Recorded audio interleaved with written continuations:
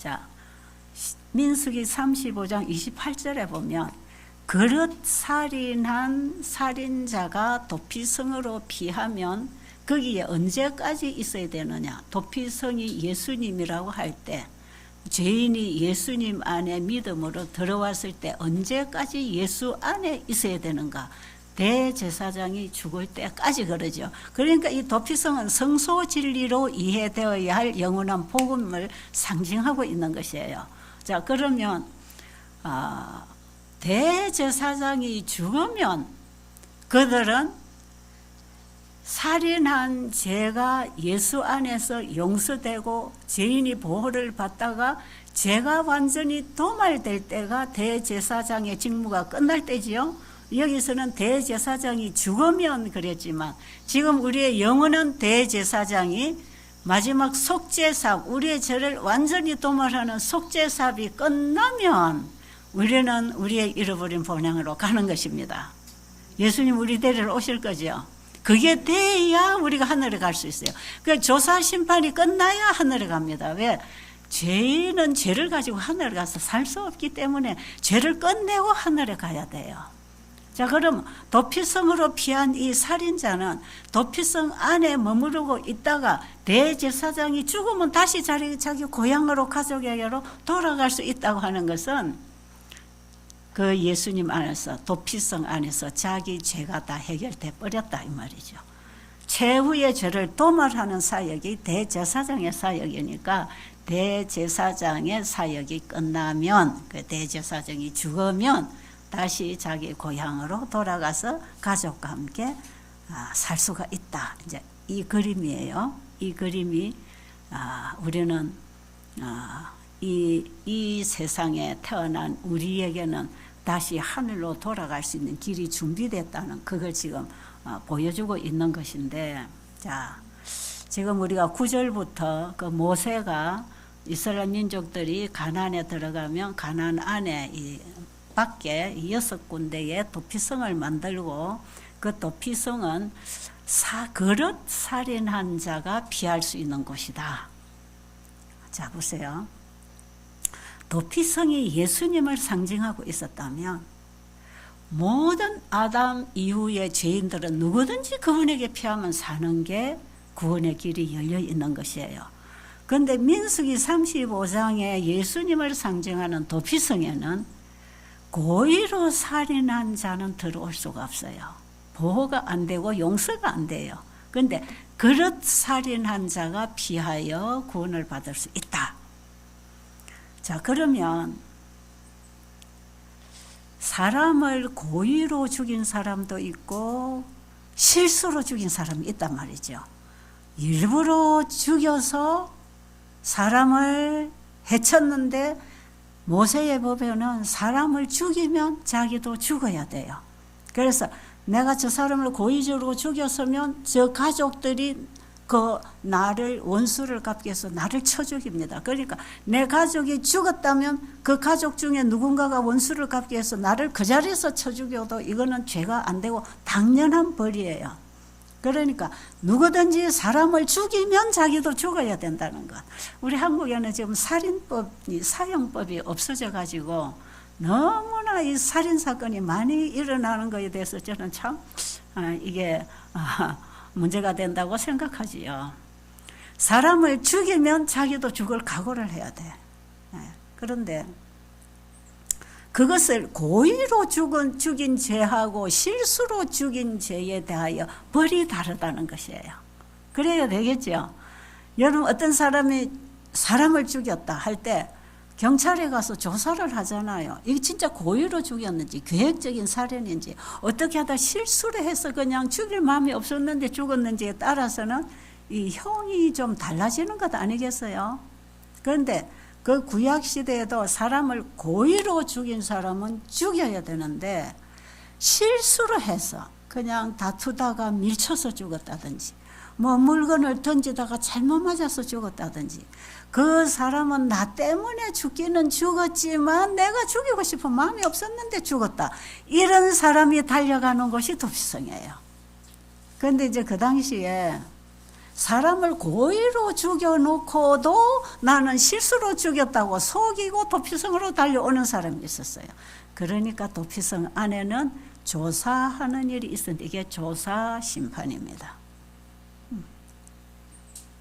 자, 그러면 도피성 안에서 철저하게 정인을 세우고 현장 검증을 하고 해가지고 거기 장로들이 이 사람이 고의로 살인한 사람인지 실수로 살인한 사람인지를 철저하게 조사를 한 결과 이 사람이 고의로 사람을 죽인 것이 확실해지면 도피성 안에 보호를 안 하고 밖으로 내보내요. 도피성 문 밖으로 내보내면 이 조사가 끝날 때까지 원수를 갚기 위해서 도피성 앞에까지 따라왔던 원수가 도피성 안에 들어가고 나면 안에 못 들어가고 밖에 기다리고 있다가 조사가 끝나면 분명히 이 사람이 나올 거기 때문에 기다리고 있다가 나왔다 하면 그 자리에서 쳐 죽여버려요. 용서가 없는 것이에요. 그게 법이었습니다. 그런데 진짜 사람을 실수로 잘못해서 죽여서 도피성 안에 피한 사람은 이 사람이 실수로 죽였다고 할 때 밖으로 안 내보냅니다. 도피성은 예수님을 상징한다 그랬죠. 도피성 안에서 이 사람을 보호합니다. 그리고 가르칩니다. 잘못한 죄에 대해서 가르치고 회개를 시키고 그렇게 해서 그 안에서 자기가 죄를 지은 것만큼 그 안에서 보호를 받지만 죄가 속함을 받아야 밖으로 나올 수 있는 거예요. 그래서 도피성이신 예수님이 제사장이 되고 대제사장이 되셔서 이 죄인의 죄를 해결을 다 해서 죄를 어느 때 도말을 하고 나면 다시 자유로 자기 고향으로 돌아오게 하는 이것이 도피성 진리가 주는 복음이에요. 자, 그러면 여러분 이걸 기억하세요. 고의로 죽이지 않은 자가 도피성의 혜택을 받을 수 있다. 자, 그러면 우리 모든 인류가 예수님의 보혈의 피로 죄 용서를 받고 죄를 끝낼 수 있는 이 은혜를 입을 수 있다고 할 때 하나님은 우리들의 죄를 고의로 지은 죄라고 보지 아니하시고 실수로 지은 죄로 보신다고 하면 어떻겠습니까? 복음이지요. 와, 진짜 저는 이게 너무 큰 복음이었어요. 진짜 우리 인간은 고의로 죄 짓습니까? 안 짓습니까? 고의로 지어요. 고의로 살인한 사람들도 많잖아요. 계획적으로 완전 범죄를 위해서 얼마나 계획을 하고 사람을 수없이 죽이는 사람 있잖아요. 그런데 이런 모든 사람을 통틀어서 하나님께서는 우리가 고의로 지은 죄가 아니고 실수로 지었답니다. 그래서 우리가 어떤 죄를 지어도 그것을 이해를 하시는 거고 네가 한 게 아니고 죄가 한 거야. 그래서 예수님은 이 땅에 오셔서 죄와 죄인을 분리해서 보셨다. 죄는 정화하시지만 죄를 멸하려고 오셨지만 죄인은 죄로부터 구원해내려고 오셨다. 그럼 우리가 지은 모든 죄는 나의 고의적인 행위가 아니고 죄가 나를 지배한 결과로 죄의 영향을 받아서 저지른 죄이기 때문에 죄의 본질을 아시는 하나님께서는 이 죄값을 우리에게 돌리지 않습니다. 누구에게 돌릴 겁니까? 사탄에게 돌리는 거지요. 예수님도 그 죄 자기가 책임 안 집니다. 여러분, 예수님은 우리의 죄를 받아서 사탄에게 옮겨주는 중보 역할을 하시는 것이지 예수님이 왜 죄 책임을 집니까? 예수님이 죄를 범하지 않았는데. 그렇잖아요. 죄는 누가 책임져야 돼요? 죄를 범한 장본인, 그리고 인류를 죄를 짓도록 만든 장본인이 죄벌을 받아야 된다.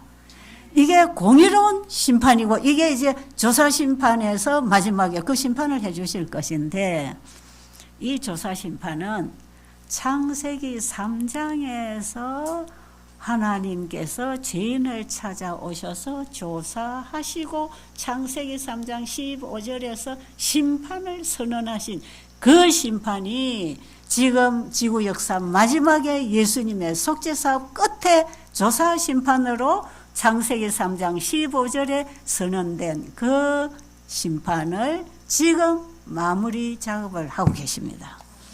자, 그럼 연결이 좀 되겠어요? 그러면 범죄한 인간에게 하나님이 조사를 하시나 한번 보겠습니다.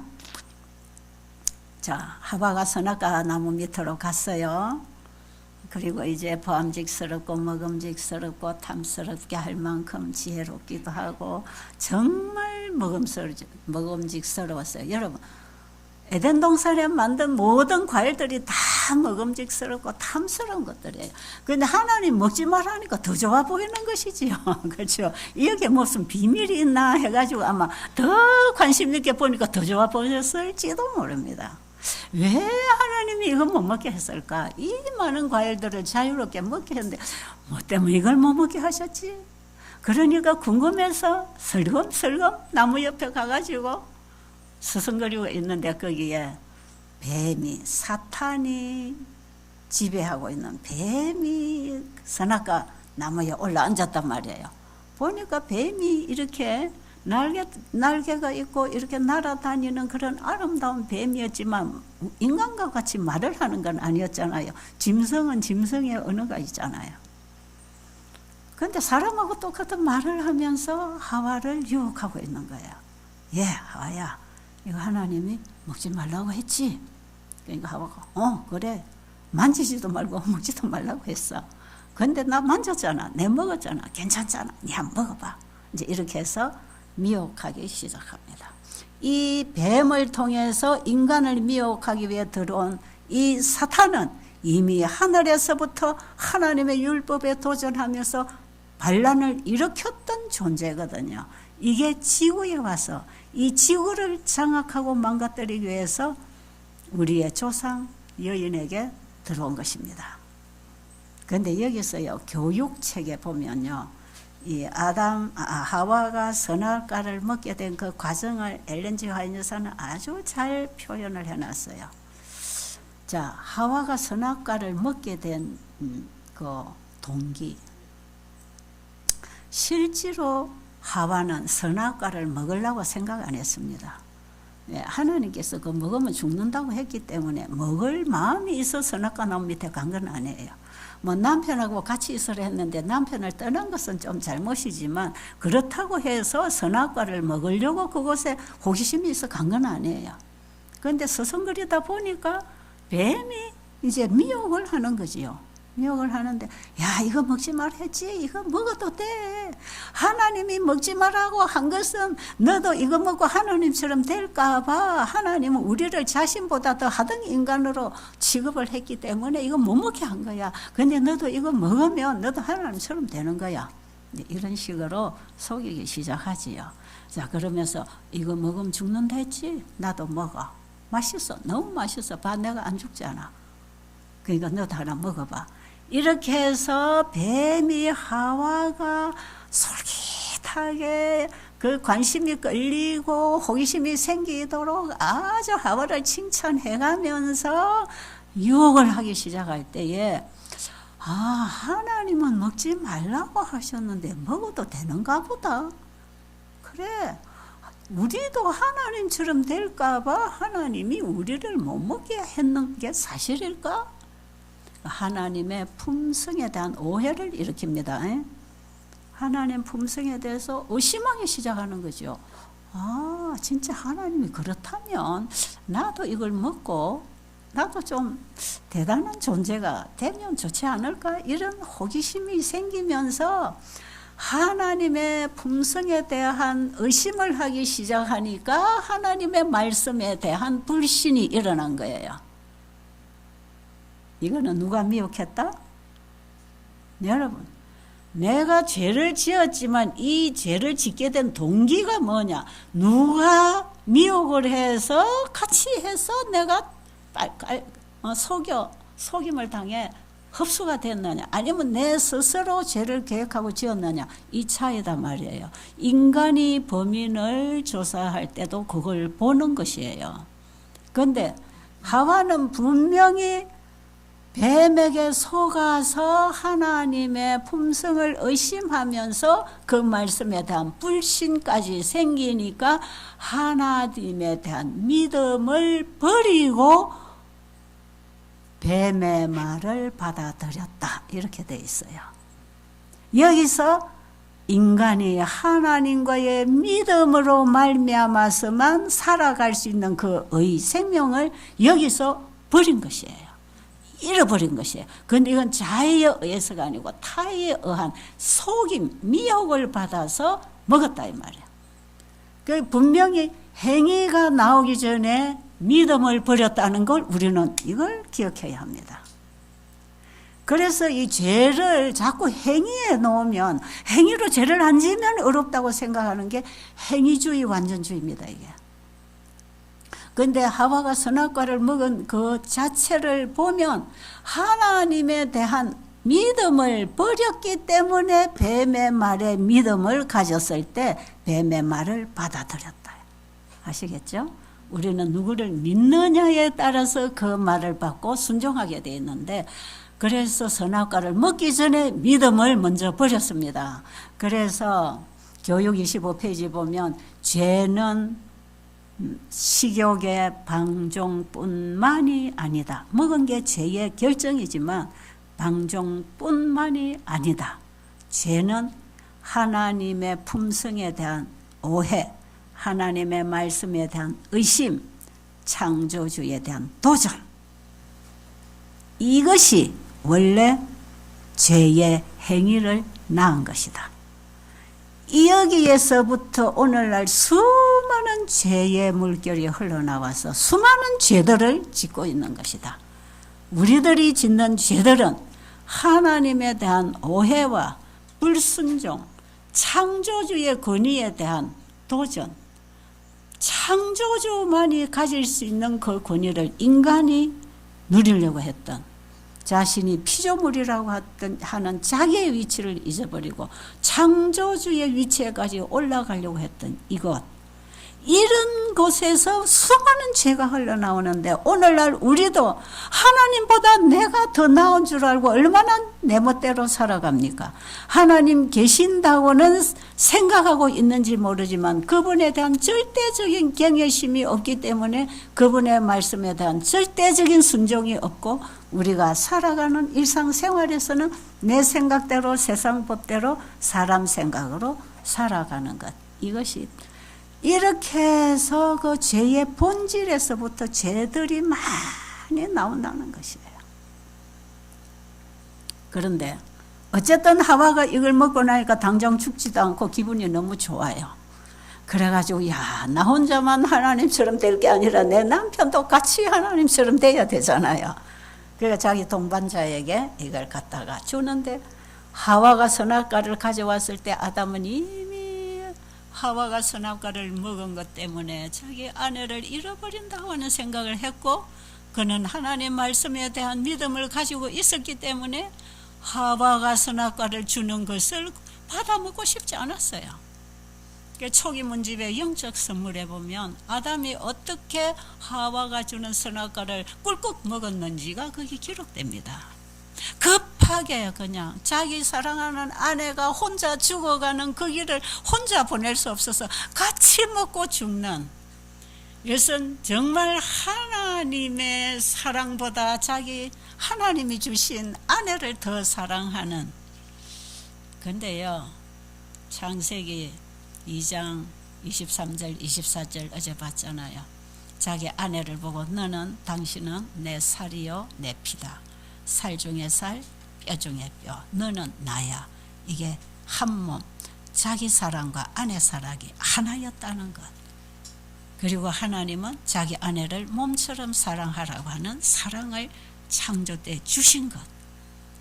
그래서 이 하나님이 주신 것으로 선택을 했지만 이것은 하나님의 말씀을 거역하는 행위가 됐기 때문에 그 선악과를 먹은 것이 결국은 죽음을 가져올 수밖에 없는 죄를 저지른 것이지요. 먹는 날에는 정녕 죽어야 되는 그 죄를 범하게 된 것입니다. 이 불쌍한 부부가. 근데 하나님은 이걸 다 아셔요.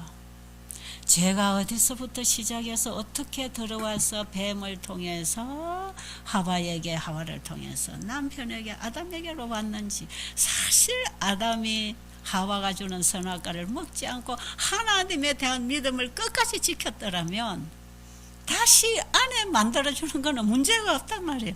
어제 우리가 짐승들은 쌍쌍이 다 만들어서 생육 번성하라고 했지만, 인간은 아담 하나에게 생명을 주시고 아담으로부터 생명이 파생되도록 생육 번성의 법을 세워주셨다 그랬죠. 거기에는 우리의 구속에 대한 복음이 이미 선언된 것입니다. 한 사람 아담으로 인하여 사망이 온 것처럼 한 사람 예수님의 의로 말미암아 우리는 영생에 들어갈 수 있는 길, 예수님을 둘째 아담으로 보내주실 것, 전지하신 하나님은 이 모든 과정을 아시고 창조하셨기 때문에 하나님의 창조에는 이미 구속이 발표되었다 이 말이에요. 하나님 미리 우리의 구원을 준비하신 분입니다. 자, 그러면 언제든지 서늘한 저녁 시간이, 그때도 아침이 되고 저녁이 됐잖아요. 서늘한 저녁 시간이 되면 요즘처럼 이렇게 낮에도 뜨거운 대낮은 아니겠지만 하나님이 아담 하와를 찾아오셔서 늘 대화하시고 그들에게 가르쳐 주셨다고 그랬어요. 저는 여러분 이 광경을 자주 묵상합니다. 에덴 동산에서 아담 하와를 찾아오셔서 함께 동산을 거니시면서 대화하면서 이들이 모르는 걸 하나님은 계속 가르쳐주고 계셨던 그 광경을 여러분 한번 지금 상상을 해보세요. 하나님도 우리 인간과 같이 대화하고 거닐 수 있는 똑같은 몸을 가지고 계신다는 거 아시겠죠? 우리 인간을 하나님의 형상대로 창조하셨다 그랬잖아. 그래서 하나님이 애매모호한 어떤 신 존재가 아니라 우리와 똑같은 모양과 형상을 가지고 사람과 직접 대화하고 만나고 손잡고 같이 교제할 수 있는 분이다 이 말이죠. 그 하나님이 지금도 계십니까? 저는 그 하나님을 실감 있게 지금 실체로 계시는 것을 저는 믿고 있는 거예요. 그 광경을 저는 참 감동으로 저는 묵상을 하는 거예요. 그런데 하나님이 그날 저녁에 찾아오셨어요. 해질 무렵에, 여전히 그 해질 무렵에 아담 하와를 찾아오십니다. 그리고는 아담이 무서워서 숨었지요. 하나님이 물으십니다. 네가 내가 먹지 말라고 한 선악과를 먹었느냐? 하나님이 몰라서 물으십니까? 예? 다 아셔요. 이 유혹을 받고 있는 과정 하나님 다 아셔요. 그런데 하나님은 아담 하와를 찾아오셔서 이걸 왜 재차 물으실까요? 왜 그럴까요? 하나님이 인간을 죽음으로 풀어주시고 다시 구원해야 할 이유는 하나님의 공의로운 은혜라는 것을 우주 국민 앞에, 천사들 앞에 드러내야 되는 것이에요. 우리의 구원은 어느 날 살짝 이렇게 구원해 주는 게 아니에요. 지금 이 지구는 우주 국민들 앞에서 이 6천년의 구속 사역이 이루어지고 있는 현장이 이 지구거든요. 하나님은 다 하시면서 아담에게 묻습니다. 아담의 대답이 참 중요해요. 아담이 뭐라 그럽니까? 네, 하나님이 만들어준 여자가 먹으라고 해서 먹었습니다. 그 뭐예요? 내가 고의로 먹은 게 아닌 것을 증명하는 거죠. 이것이 어떻게 보면 죄에 대한 변명을 하는 것 같고 자기 죄에 대한 합리화와 상대방에 대한 정죄를 하는 것 같지만, 하나님이 만든 여자가 이렇게 했으니까 하나님이 잘못이고 이 여자가 잘못이니까 하나님 책임지고 여자에게 벌 주세요, 이런 정신일 수도 있습니다. 왜냐하면 아담이 죄를 받아들였기 때문에 그 속에는 이미 죄의 법의 지배를 받고 있었기 때문에 우리 인간 죄인들이 하는 것과 똑같은 정신으로 아담은 하나님 앞에 대답한 게 맞아요. 그러나 아담의 대답은 또 맞는 말이에요. 내가 고의로 먹지 않고 여자가 주었어요. 그 다음에 하와에게 물어보니까 하와도 똑같이 내가 고의로 먹지 않고 뱀이 주어서 먹었어요. 됐지요? 그러니까 이 죄가 고의로 지은 죄입니까? 미혹을 받아 속아서 범한 죄입니까? 그러니까 벌이 좀 달라야 되겠지요. 예? 저는 여기서 신명기 35장의 도피성 진리가 뭔지를 이해를 했어요. 그래서 제가 깨달은 걸 그냥 전해드리는 것이에요. 그래서 하나님께서는 아담에 그래 됐어. 하와에게 물어보니까 또 그래 됐어. 그리고 창세기 3장 15절을 뱀에게 선언합니다. 뭐예요? 내가 너로 여자와 원수가 되게 하고 여자의 후손도 너의 후손과 원수가 되게 하리니 쭉 말씀하시고는 여자의 후손은 내 머리를 깨버릴 것이다. 죄의 심판은 누가 받아야 돼요? 죄를 가져다 준 사탄이 심판을 받아야 맞잖아요. 이게 에덴 동산에서 조사 심판 결과가 선언되었어요. 이걸 선언하시고 예수님이 이 땅에 오셨습니다. 어린 아이로 아담이 범죄한 그 자리에 제가 서겠습니다 하고 아버지와 언약을 맺고 이 땅에 오셔서 우리와 똑같은 인성을 입으신 예수님은 믿음으로 아버지의 뜻에 순종하고 십자가까지 가셔서 완전한 의를 이루시고 완전한 구속을 완성했습니다. 그렇죠? 이 예수 믿음을 이제 우리가 다다음 시간에 공부할 것이에요.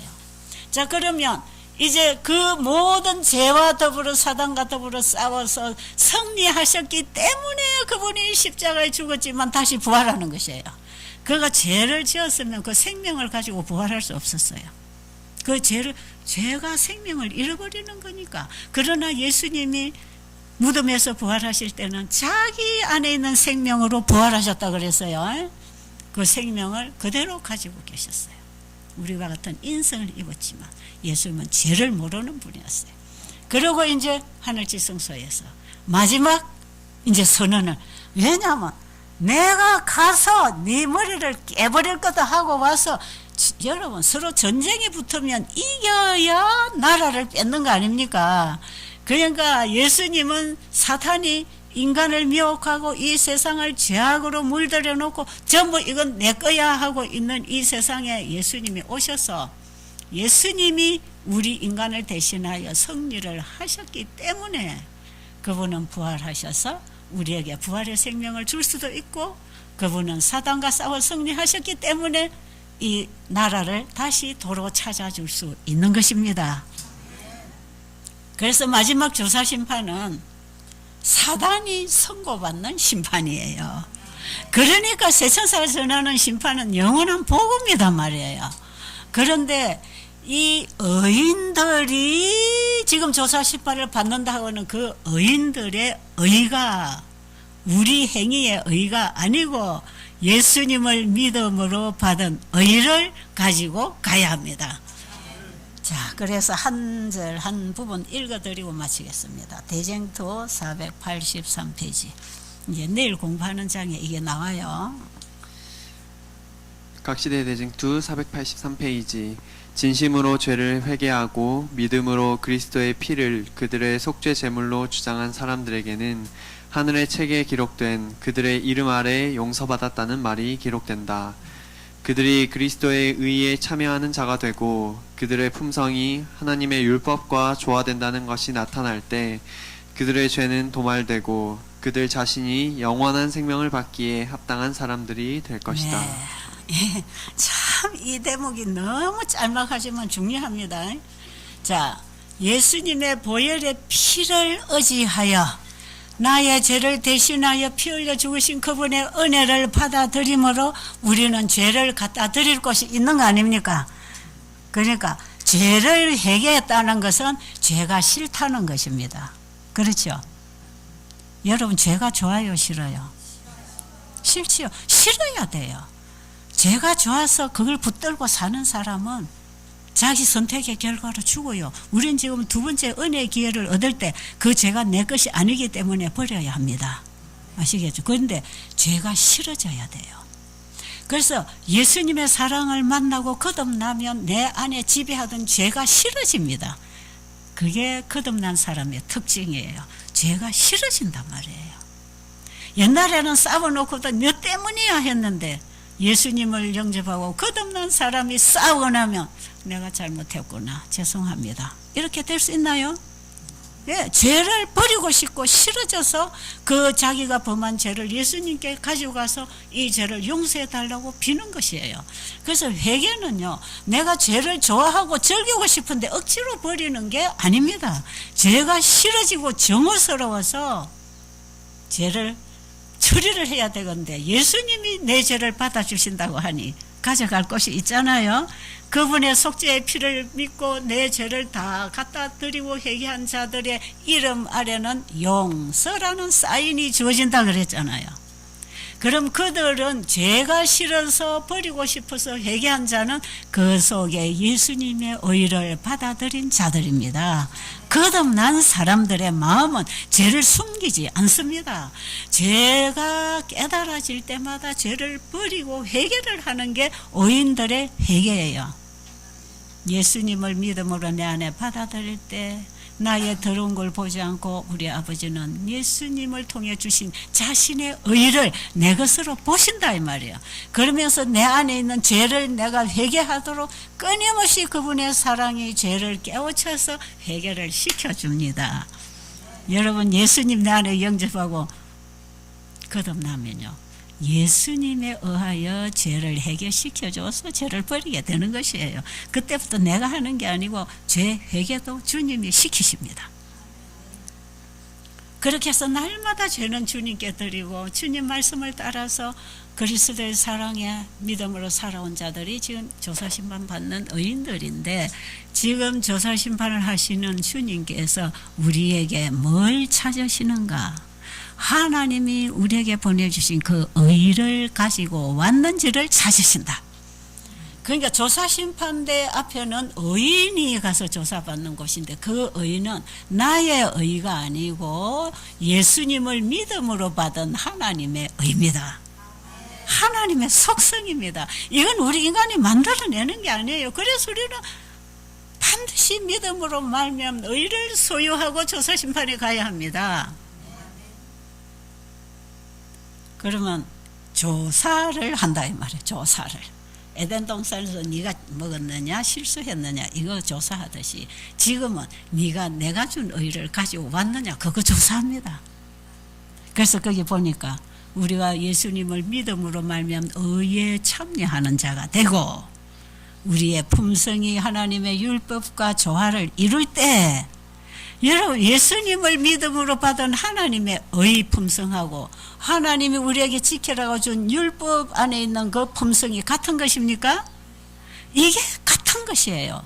나는 아무리 착해도 율법의 의를 만들어낼 수가 없어요. 그래서 우리 죄는 율법을 지켜서 어렵게 될 수 없기 때문에 예수님을 보내셔서 하나님의 의를 넣어주는 거 아닙니까? 이게 로마서 3장 20절로 22절의 내용이에요. 내일 공부할 내용이에요. 자, 이제 어떻게 조사심판 앞에서 인신받는지 아시겠어요? 네, 여기서 죄가 끝납니다. 이제 여기서 우리 속에 있는 죄, 지금까지 짓고 회개한 죄를 완전히 죄를 모르는 사람처럼 죄를 완전히 도말해 버립니다. 뭐 가지고 있을 때? 하나님의 품성을 받아서 조사심판 앞에 갔을 때 우리의 과거의 죄와 앞으로 지을 죄까지를 싹 도말해버리고 하나님이 주신 품성에다가 인을 칩니다. 여기에 우리는 인을 받습니다. 그리고 이 인받은 하나님의 품성에 하나님의 권능을 부어서 온 땅을 환하게 하나님께 영광을 돌리는 이 마지막 영광은 노전비의 영광이에요. 그래서 우리는 지성소에서 죄가 도말돼야 그 의에 하나님의 영광이 부어져서 너전비 큰해침에 들어가면서 이 세상에 하나님 백성을 불러내는 셋째 천사 큰해침을 할 것이다 이 말이에요. 이렇게 해서 이 세상에 진짜 빛대로 살아온 의인들이 예수님 재림을 맞이할 수 있도록 준비시키는 마지막 추수기별을 보내는 것입니다.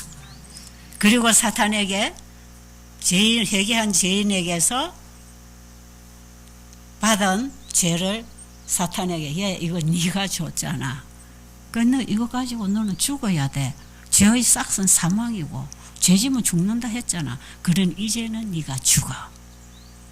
예수님 지성소 속죄사업이 마치면 구약의 마지막 대속죄일에 아사셀 염소를 상징적으로 가지고 와서 회개한 죄인들의 죄를 옮겨서 무인지경으로 보냈던 것처럼 지금 조사심판대에서 사탄은 완전한 죄의 짐을 지고 죽음의 길로 갈 것이고, 천년 후에 예수님 삼림하셨을 때 악인들과 함께 부활시켜서 죄와 죄인들은 완전히 멸망시키는, 죄를 끝내는 일이 삼림 때에 있을 것입니다. 우리 이거 다 아시죠? 그러니까 중요한 건 뭐냐? 지금 나에게 중요한 건 뭐냐? 예수님의 의를 소유해야 된다. 이걸 가져야 돼.